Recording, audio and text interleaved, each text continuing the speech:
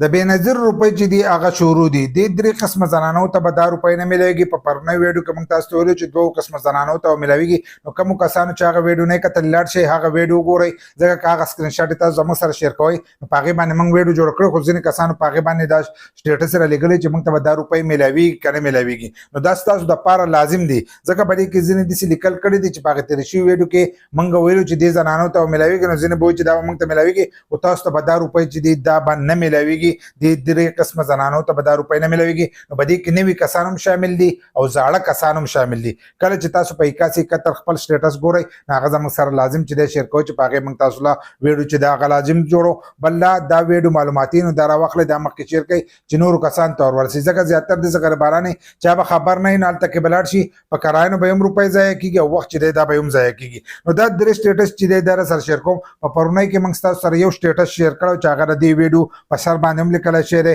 چې آپ کا ډاینامک رجسټریشن میں اندراج हो चुका है دا چې چاته خالی لیکلی خالی دا فقره نو هغو ته به روپۍ چې دی دا میلاویږي هغه هم په تېره شوي ویډیو کې تاسو ته معلوم خو بیا دلته کې د دې سره اوس دا لیکلي د دې سره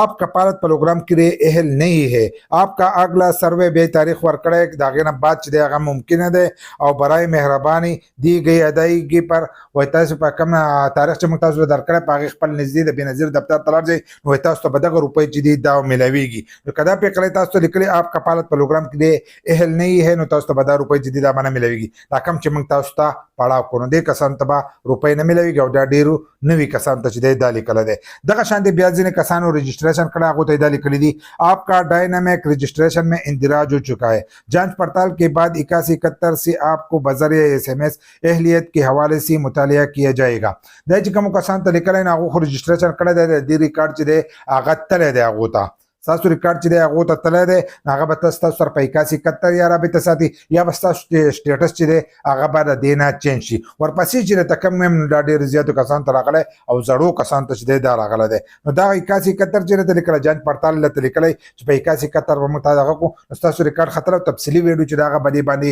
زموږ شته چې د جانچ پړتال تاسو ته ولیکي دغه شانتې ورپسې پسې بیا دلته کې راغلی دی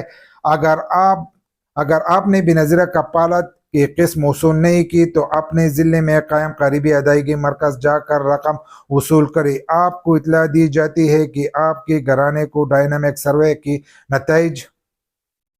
के मुताबिक आपको आइंदा बेनज़ीर कफालत प्रोग्राम के लिए अहल नहीं है आइंदा लिखा हुआ है रातलून को दपारा चले तब बेनज़ीर कफालत प्रोग्राम दपारा चले अहल नहीं लिहाजा रवा माली साल लिखा है 26 और 25 और 26 लिखा है कि आप इस